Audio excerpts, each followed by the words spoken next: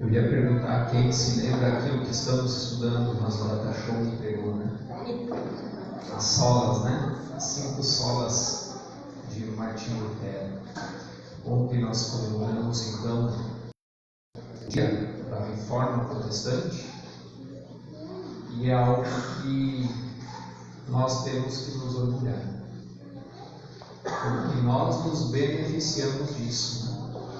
Caso contrário, nós não estaríamos aqui, não existiria a nossa igreja, a nossa convenção e as igrejas por aí. Talvez você não teria a Bíblia que você tem na mão, porque quando Martinho Lutero fez a reforma, a população não tinha acesso à Bíblia. E a partir dele, a tradução da Bíblia que ele fez do alemão, e começou então a circulação da Bíblia, da Palavra de Deus para o povo. E quando ele pegou a Bíblia na mão, ele já era padre formado. Aí ele teve acesso à Bíblia e ele começou a ler. E Deus colocou no coração dele o desejo de que cada pessoa tivesse em suas mãos a Palavra de Deus também. E ele então faz a Reforma Protestante. Se resume a reforma, as teses que ele pregou na frente da igreja, né? Em 5 solas, né? Sola Escritura, somente a Escritura, nós já vimos. Solos Christus, ou somente Cristo.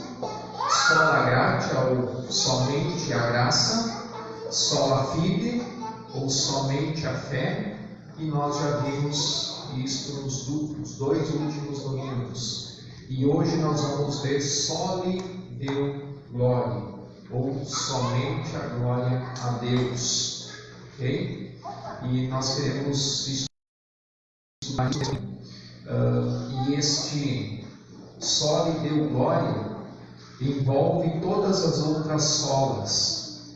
E nós vimos que Martinho Lutero estava certo até aqui, e agora a glória sendo dada somente a Deus engloba a fé, a Escritura, porque a Escritura revela a glória de Deus, o Cristo é a glória de Deus, a graça reveladora de Deus e a fé salvadora, a fé que nós temos é para a glória de Deus, é vinda de Deus, é para Deus.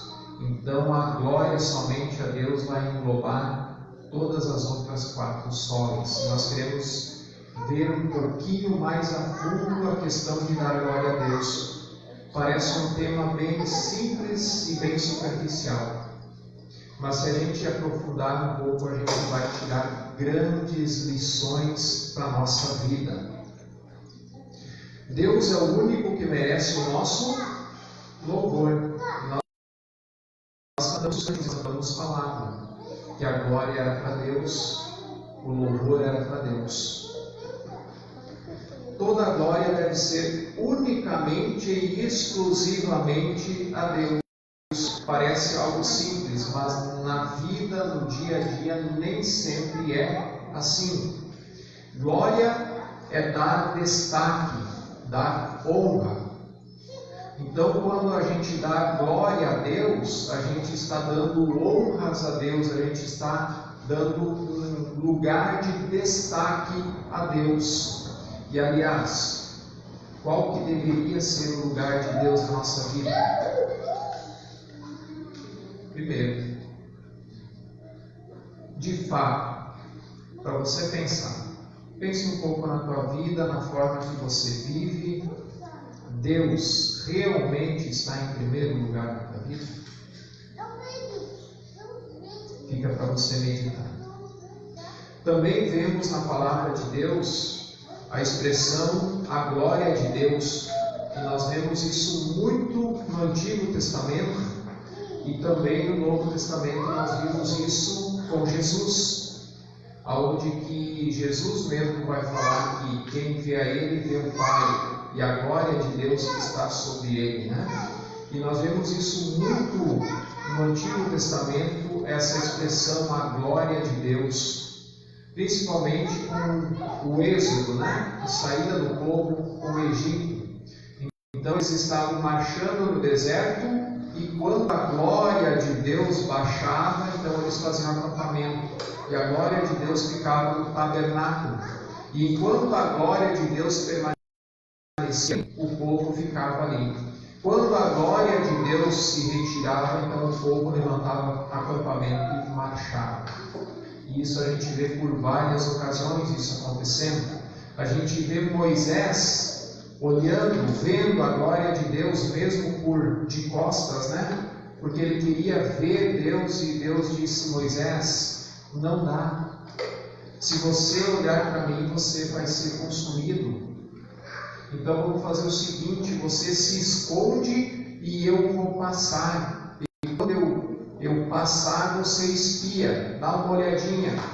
E ali então a palavra de Deus diz que Moisés vê a glória de Deus, e quando ele desce do monte, o seu rosto estava iluminado, resplandecia essa glória de Deus. Aquilo que nós vimos na introdução, Isaías 61. E nós devemos resplandecer como se a glória de Deus desce em nós, e nós resplandecesse agora a glória de Deus. E de fato isso aconteceu literalmente com Moisés. Tem um texto de Romanos 3:23 muito conhecido. Quem lembra de cabeça sem precisar achar? Romanos 3:23. Porque todos pecaram e estão destituídos do quê? Da glória de Deus.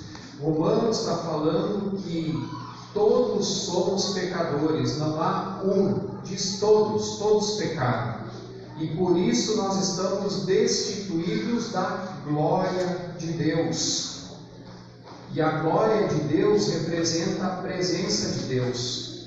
Lembra que eu falei, você vê no Êxodo, quando a glória de Deus descia no tabernáculo, o povo acampava, porque Deus estava ali, estava presente ali naquele momento.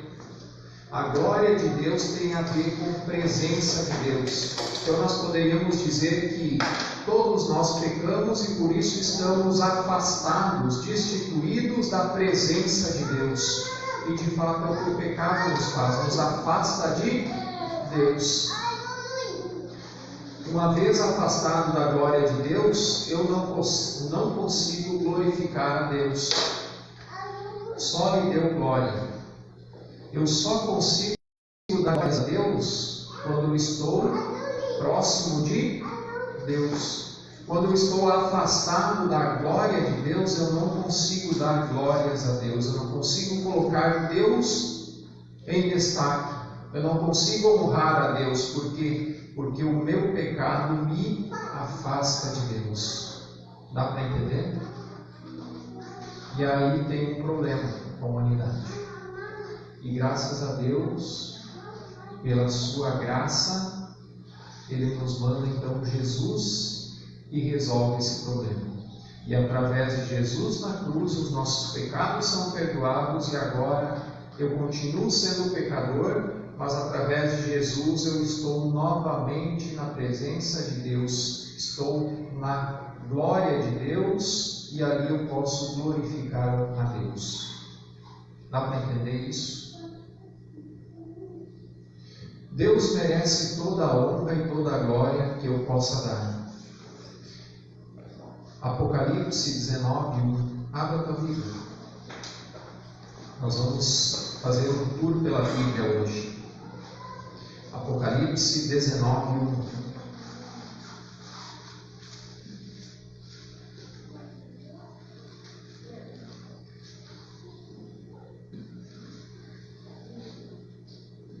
Diz assim: e depois destas coisas, ouvi no céu uma grande voz de uma grande multidão, que dizia: Aleluia! A salvação e a glória e a honra e o poder pertencem ao Senhor nosso Deus. Os céus estão dizendo que toda a glória, a honra e o poder pertencem a Deus. Quer ver uma coisa? Irmão Zanata, de quem que é essa Bíblia que o senhor tem? É. É sua? Ah, mas é sua. O senhor pagou, ganhou nota fiscal, é sua. Ok. Eu posso pegar ela para mim? Pode. Posso? E não devolver mais? Pode. Posso? Pode. Ele é bonzinho. Eu vou ter que usar outra pessoa como exemplo. Wilson, o carro que você tem é de quem? A Bíblia de repente vai me dar também. Então vou ver com o carro, se é um carro novo hoje. Eu posso pegar o carro para mim? Mas eu posso pegar emprestado e não devolver mais? Por quê? Porque Deus deu ele pro Wilson e não pro Lucas. Deu para entender? A glória, a honra, o poder pertencem a Deus. Se eu pegar isso para mim, eu estou, num bom português, roubando. Se eu pegar o carro do Wilson e não devolver mais, eu estou roubando, porque ele não me deu, porque o carro é dele. A Bíblia do seu Zanata eu posso pegar, ele é bonzinho. Mas nós podemos fazer um negócio, o irmão Wilson dá o carro, eu te dou a Bíblia, o senhor sai entregando o dinheiro. Eu gostei da ideia, depois nós conversamos. Mas deu para entender? Quando eu retiro a glória de Deus, que é para ser de Deus, eu estou roubando algo de Deus. E tirar a glória de Deus, portanto, se define como um pecado. Deu para entender? 1 Coríntios 10, 31.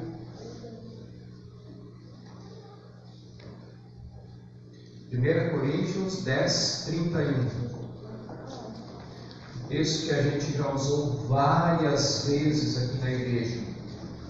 E esse é um versículo que você tem que sublinhar na tua Bíblia, gravar na tua memória e usar no teu coração todos os dias. 1 Coríntios 10, 31. Portanto, quer comais, ou quer bebais, ou façais qualquer outra coisa, fazei tudo para a glória de Deus. Consegue ver a profundidade desse versículo? Está dizendo assim: se você comer, coma para a glória de Deus. Como assim, pastor? Como se come para a glória de Deus? Primeiro, sendo grato, e quando tem. Segundo, a Bíblia diz que uma palavra assim até feia de pronunciar, né? Glutonaria. O que é isso? E Jesus foi acusado de ser glutão e beberrão. Lembra? Glutonaria é comer exageradamente. É pecado. Sabia? Você satisfeito é o suficiente. Comer por demasia exageradamente é pecado, segundo a Bíblia. O pecado da glutonaria. Inclusive no passado, os reis faziam isso no contexto judaico, faziam grandes banquetes que duravam semanas. E eles ficavam a semana toda comendo. Eles enchiam a barriga e iam no banheirinho deles, e lá tinha um local onde tinha até uma pazinha, colocava na garganta, vomitava, para poder voltar e comer mais. E ali eles ficavam comendo durante uma semana. E aí a Bíblia comenta. A gente sabe o que é isso, né? No português é gula, né? A gente já está satisfeito, mas a gente pega mais um pouquinho, né? E tá bom, a gente se serve mais um pouquinho, às vezes até depois passa mal, não é assim? Cuidado. Vocês devem comer para a glória de Deus. O versículo segue: quer bebais. Beber para a glória de Deus. E aí às vezes eu me pergunto, pastor, pode beber álcool, né? Bebida alcoólica? Crente pode beber? Na tua igreja dá para tomar uns tragos? Pode ou não pode? A Bíblia condena? Não. Você não encontra um versículo na Bíblia dizendo que não pode beber bebida alcoólica. Tanto é que Jesus tomava vinho. A última ceia ele fez com vinho. Há alguns que tentam distorcer o texto dizendo que era uma uva não fermentada, que não tinha álcool. Bobagem. O primeiro milagre de Jesus qual que foi? Transformar água em suco de uva, é isso? Vinho. E ainda no melhor. O melhor vinho. E esse vinho nós vamos provar quando chegar lá no céu. E Jesus disse que Filho do Homem não mais tomaria do fruto da videira até que voltasse e levasse todos para o banquete do Cordeiro. O problema da bebida é que eu devo beber para a glória de Deus. Tem problema tomar uma caipirinha? Não. Tem problema tomar uma cerveja? Não. A Bíblia diz que tem problema se embriagar, se encher do vinho e deixar o Espírito Santo de lado. Como que eu posso beber não sendo para a glória de Deus? Quando eu me embriago, quando eu perco a razão, quando eu me transformo. Tem pessoas que engolem de álcool, já viram para a pessoa e começam a discutir com todo mundo. Quer comais, quer bebais, faça para a glória de Deus. Então, se você não consegue tomar uma cerveja para a glória de Deus, não tome.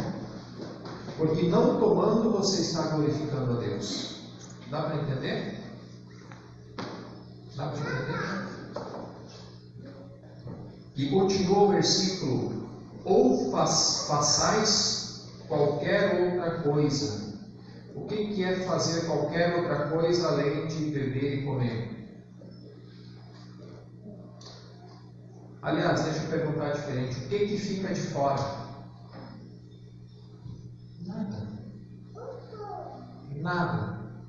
Então, resumindo esse versículo, tudo aquilo que você fizer, faça para a glória de Deus. É isso que Paulo está falando aqui. Deus ele não divide com ninguém. Quem está no centro da minha adoração? E essa é a pergunta que nós temos que fazer. Porque é muito fácil e comum a gente colocar alguém ou algo no lugar de Deus, no palco, em destaque. Precisamos dar prioridade a Deus. E agora tem um grande alerta e cuidado que nós devemos ter com o nosso eu. E não colocar o eu no palco. Não dar glórias a eu. Não dar louvores a eu. O ser humano ele gosta de elogios. E tem pessoas que são movidas por elogio. E se vem na igreja e canta no louvor, e quando sai ninguém chega para ela e diz assim: nossa, como você estava cantando bonito, a sua voz é muito linda. A pessoa sai com a cabeça baixa e fica a semana toda remoendo porque eu não cantei direito, porque eu não fiz certo, porque eu errei, porque ninguém me notou. E tem pessoas que são movidas a elogio todos os dias em tudo, no trabalho, tudo que fazem. Elas precisam ser elogiadas para elas se sentirem bem, com uma autoestima alta. Gente, Deus deu seu Filho, Jesus Cristo, para morrer na cruz por você. É o suficiente para ter uma autoestima? Sim ou não? Para mim é. Deus me deu o melhor que Ele tinha. Eu não preciso procurar em coisas ou em pessoas para me sentir bem. eu tenho que procurar isso. É muito comum as pessoas buscarem mérito, e muitas vezes nem é pelo seu esforço. O outro fez tudo e eu vou roubar o mérito para mim. Dá para entender? É muito comum você ver isso em empresas, né? Um pegando a glória do outro, digamos assim, né? Para tentar subir de cargo, não faz nada, mas quando tem a oportunidade, toma para ele, né? Adoração ao seu ego. A autoglorificação é pecado, e é o pecado de Satanás, o orgulho. Satanás caiu pelo orgulho. E no dicionário, se você for ver orgulho, diz que é sentimento de prazer ou satisfação que uma pessoa sente em relação a algo que ela própria ou alguém a ela relacionado realiza. Sentimento de respeito que alguém sente por si mesmo. Atitude arrogante que faz com que a pessoa sinta-se melhor ou mais importante que a outra. Amor próprio exagerado. Se você for ver isso, o orgulho no dicionário é isso. E abra para a Bíblia, 1 Timóteo 3,6.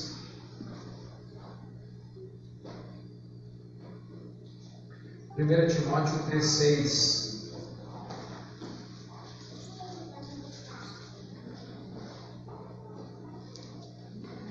Aqui Timóteo está dando orientações para a liderança da igreja.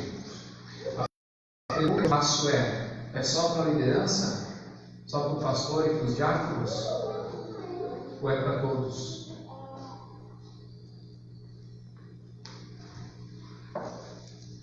Olha só o que diz 1 Timóteo 3,6. Que o bispo não seja neófito ou recém-convertido, para não acontecer que fique cheio de orgulho ou ensoberbecendo-se, dependendo da linguagem, e incorra na condenação do diabo. Em outras palavras, está dizendo o seguinte: que o líder da igreja não seja recém-convertido, para que ele não se encha de orgulho e caia no mesmo pecado do diabo, que foi o orgulho. Ele querer ser igual ou superior a Deus, ele querer a glória de Deus para ele. Este versículo não é só para o líder da igreja, é para todos. Cuidado com o orgulho, porque é o mesmo pecado que Satanás caiu, para que você não caia no mesmo pecado de Satanás. Gloriar-se nos afasta da glória de Deus, da presença de Deus. Gloriar-se na própria obra é se colocar no lugar de Deus. E a palavra é muito clara, que a salvação ela vem pela graça e não pelas obras, para que ninguém se vanglorie, para que ninguém conte vantagens. E quando eu vou me vangloriar das obras que eu faço, eu estou me colocando no lugar de Deus. Eu estou retirando a glória de Deus e colocando no meu ego, no meu umbigo, como a gente fala, né? 2 Coríntios 10, 17 e 18.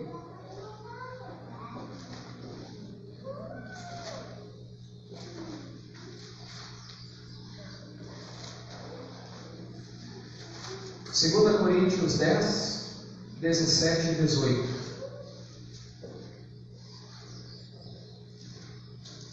Algo muito importante que Paulo vai falar aqui. Diz assim: aquele, porém, que se gloria, glorie-se no Senhor. Se você quiser se gloriar em alguma coisa, se glorie no Senhor, não por aquilo que eu faço, aquilo que você faz. Se glorie no Senhor, porque não é aprovado quem a si mesmo se louva, mas sim aquele que o Senhor louva. E eu lembro do Sermão do Monte de Mateus, né?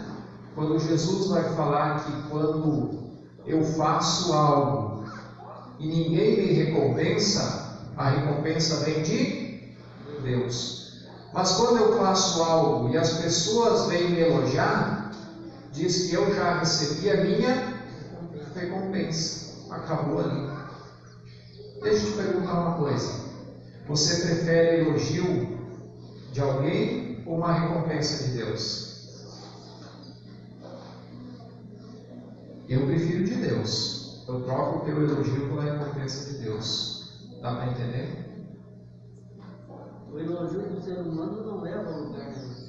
É momentâneo. Em pouco tempo já se esquece. E a pessoa que recebeu o elogio agora vai ter que fazer outra coisa para poder receber outro elogio. Aquela coisa de viver sendo massageado o ego. Né? Sempre dizer assim, você é o cara. Não é assim. Quem está no palco deve refletir a cruz de Cristo. E isso é muito interessante para quem está aqui. Deixa eu dar um exemplo. Nós tivemos um momento de louvor, certo? E vocês cantaram, certo? Deus aceita o louvor de vocês? Sim ou não? Sim. Vocês ensaiaram? Não? Saiu de qualquer jeito? Do jeito que deu? Sim ou não? Mas se for de coração, expressando a Deus, Deus aceita. Mas se for de coração expressando para Deus, aceita o nosso louvor. A irmã está certa. Agora, irmã, se eu pedir para a irmã subir aqui em cima agora e cantar uma música de improviso, tá certo? Improvisa não? Por quê? Porque quando eu estou sentado no banco, Deus aceita o meu louvor quando eu faço de coração. Quando eu vou estar aqui em cima, eu preciso fazer o meu melhor e não de qualquer jeito. A obra de Deus se faz com o meu melhor e não de qualquer jeito. Dá para entender?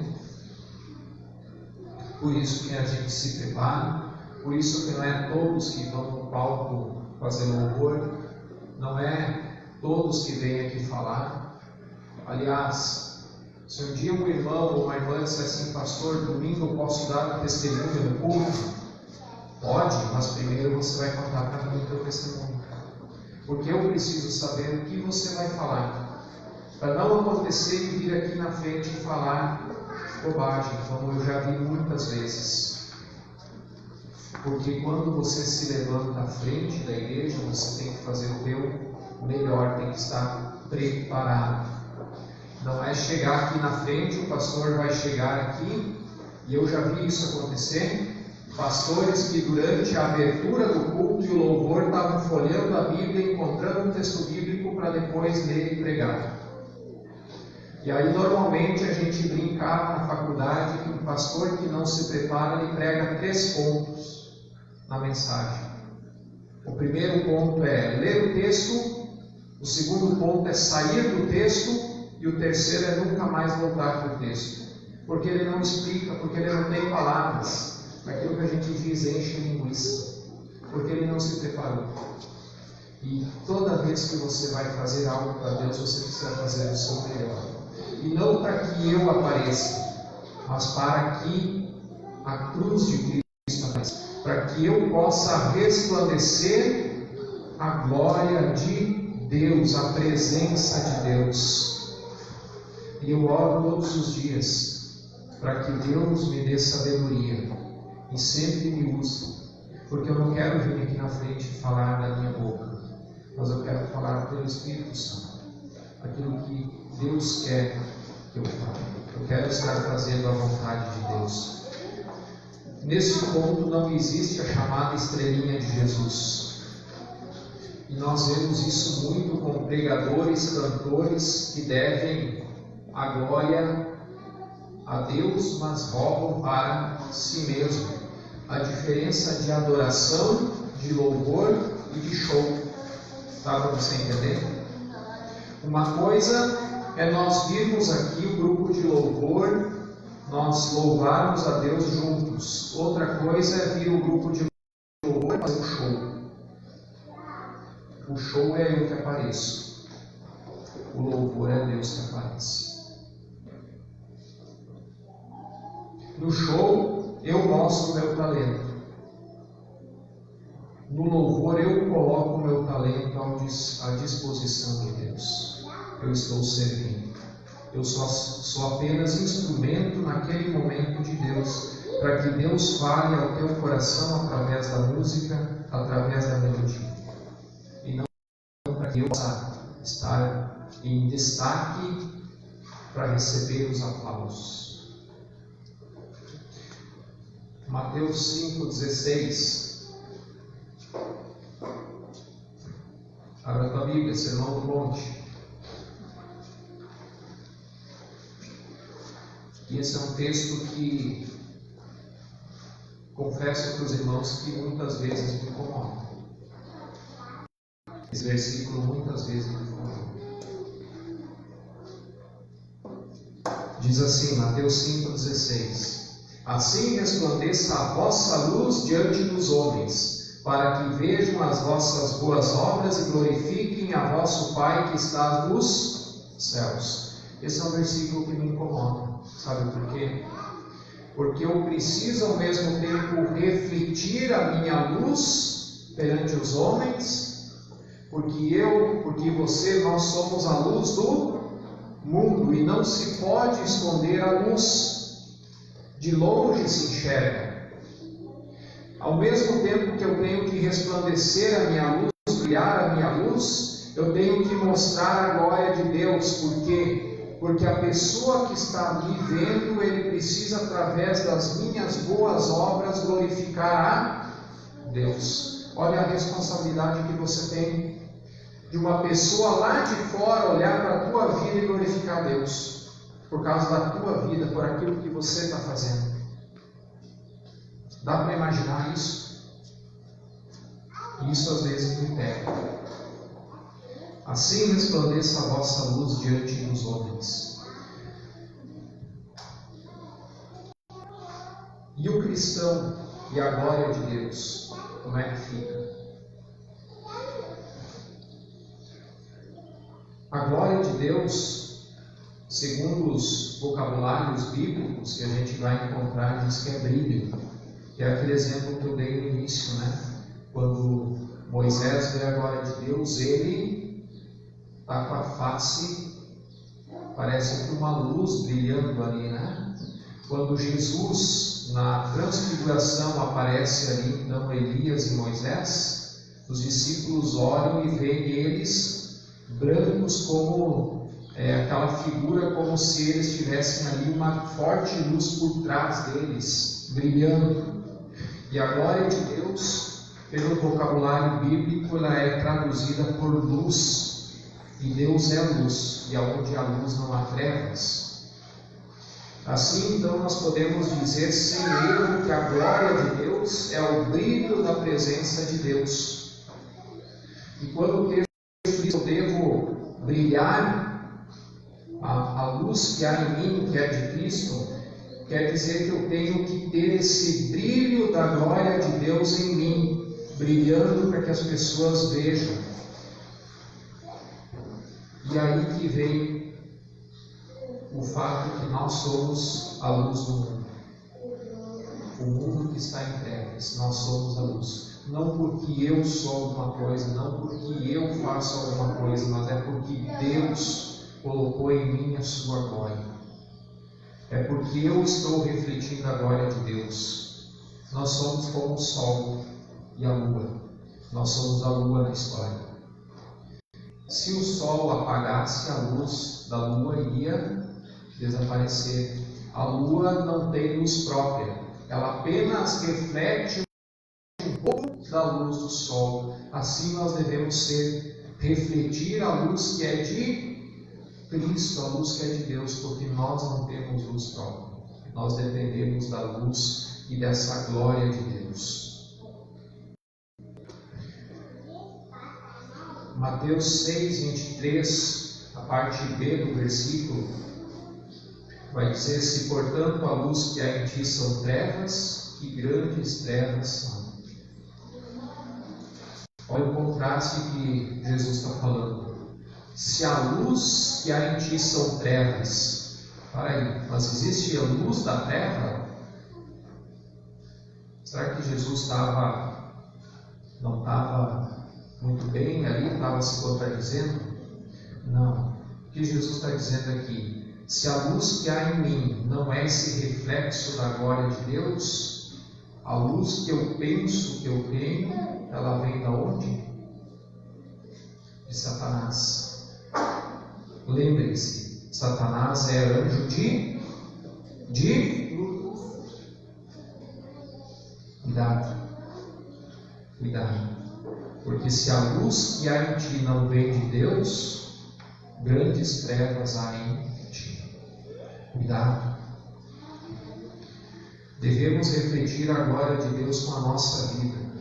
Como eu falo, como eu negocio no comércio, no dia a dia, como eu penso, como eu me visto, em tudo o que eu fizer. Eu devo refletir a glória de Deus.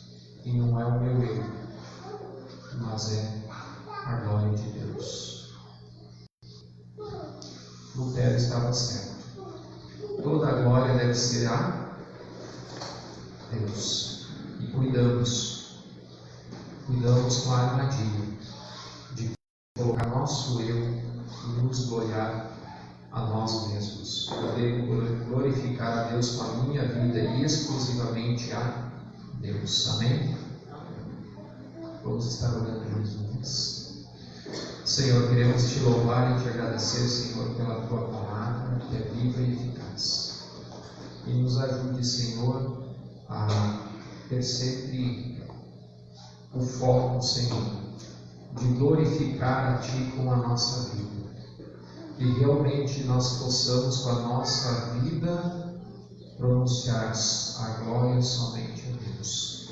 E tudo aquilo que façamos, aquilo que pensarmos em fazer, que seja tudo para a honra e glória do Teu nome.